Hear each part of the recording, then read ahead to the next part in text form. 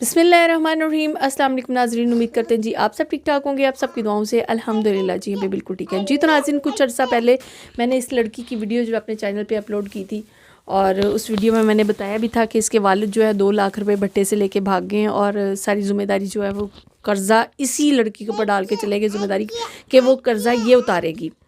और आज मैं काफ़ी दिन के बाद आई हूँ क्योंकि इनकी कॉल आई थी मुझे कि खाने के लिए नहीं घर पे, तो आज मैं खाने के लिए राशन कुछ लेके आई थी। इनसे बात भी करते हैं कि इनके वालिद का पता चला है या नहीं चला। और जिस दिन लास्ट टाइम मैं वीडियो बना के गई थी इनके मियाँ नहीं थे यहाँ पे मौजूद, तो आज इनके मियाँ भी घर पे ही हैं, उनसे भी बात करेंगे। क्या हाल है? ठीक है? हाँ जी, ठीक ठाक। अबू दा पता चलिया या नहीं पता चलिया? नहीं, कुछ भी नहीं पता चला। खाना से पता चले इसके नहीं घर पूछेगा? कुछ भी नहीं है। पैसे पूछे से उन्हें दिते ही नहीं। अच्छा, फिर वो बैठे हुए अग बाल के बैठे हुए सी उतो फिर तुसी आ गए से। जी भाई की हाल है? ठीक है? ठीक है बाजी, तुसी सुनाओ? अल्लाह दा शुक्र। शुक्र। हाँ जी, कितना कर्जा हैगा ਤੁਹਾਡੇ ਸਿਰ ਤੇ ਪੱਟੇ? 2 ਲੱਖ ਰੁਪਏ ਹੋ ਜੀ। 2 ਲੱਖ ਰੁਪਏ ਜਿਹੜਾ ਤੁਹਾਡਾ ਸੁਸਰ ਲੈ ਕੇ ਗਿਆ? ਹਾਂਜੀ, ਨਸ ਗਿਆ ਤੇ ਸਾਡੇ ਤੇ ਪੈ ਗਿਆ। ਅੱਛਾ। ਹਾਂਜੀ, ਤੇ ਅਸੀਂ ਇਕੱਲੇ ਲਾਣ ਦੇ। ਹਾਂਜੀ, ਹਾਂ। ਅਸੀਂ ਇਕੱਲੇ ਲਾਣ ਦੇ। ਠੰਡ ਹੈਗੀ, ਕੰਮ ਹੁੰਦਾ ਨਹੀਂ ਅੱਛਾ। ਤੇ 2 ਲੱਖ ਰੁਪਏ ਉਹ ਨਸ ਗਿਆ, ਉਹ ਅਸੀਂ ਲਾਣਾ ਹੁਣ। अच्छा, ਹਾਂਜੀ तुसी तो ताड़ी बेगम ने मिल के लाना है। ਹਾਂਜੀ। ठीक हो गया। अगर मैं यहाँ पे बताऊँ तो भाई की आंखें जो हैं वो भी थोड़ी सी ठीक नहीं है, रात के टाइम इनको नज़र नहीं आता। भाई ज़रा उस तरफ देखे, स्लो नजर आता है। इनकी आंखों का भी थोड़ा सा मसला है, इनको नज़र नहीं आता ठीक से।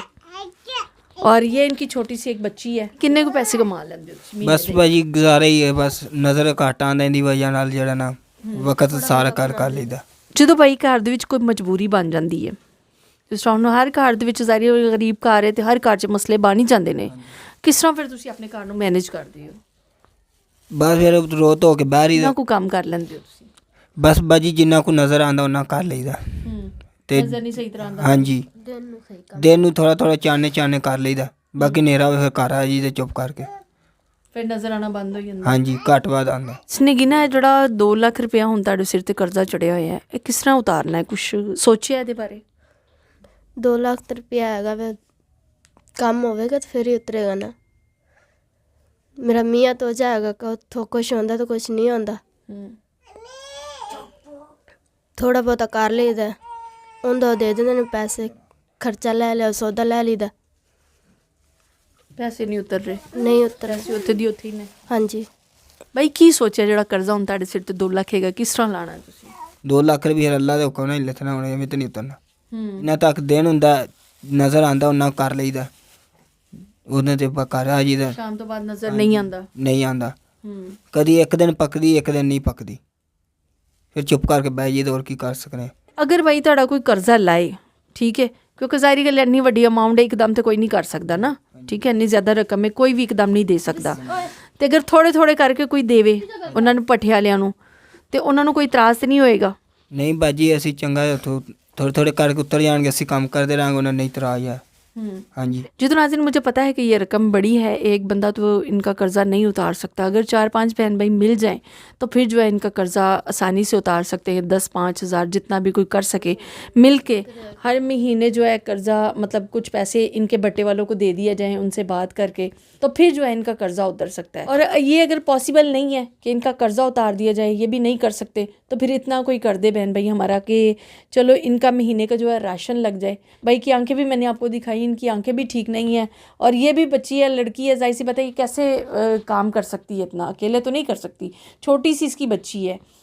तो सर्दी के दिन है, सर्दी हो या गर्मी हो, ये काम तो वैसे ही मुश्किल है ईंटों का। एक नेकी का काम है, अगर इनका कर्ज़ा उतर जाए तो चलो ये अपनी ज़िंदगी आसानी से गुजार सकते हैं कोई और काम करके, इनकी बच्ची की ज़िंदगी संवर जाएगी, इनकी ज़िंदगी संवर जाएगी। क्योंकि इस तरह तो ये होगा ना कि 2 लाख रुपये अगर इनके पास कर्ज़ा इनके ऊपर चढ़ा हुआ है वो ही नहीं उतरेगा और आगे से मज़ीद इनके ऊपर कर्ज़ा चढ़ जाता तो ये क्या उतारेंगे? इनकी और नस्लें की नस्लें ही उतारती रह जाएंगी, ये कर्ज़ा कभी नहीं उतरने वाला।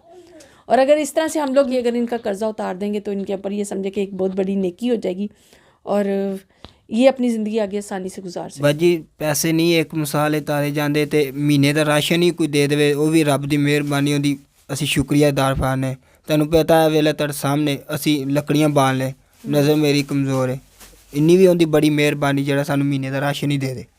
अगर मैं आपको इस तरफ दिखाऊं तो यहाँ पे इन्होंने लकड़ियाँ जो हैं वो सर्दी के लिए इकट्ठी करके रखी हुई, यहाँ पे इन्होंने ये चूल्हा बनाया हुआ है, ये आप लोग देख सकते हैं। और ये इनकी 2 चारपाइयाँ हैं।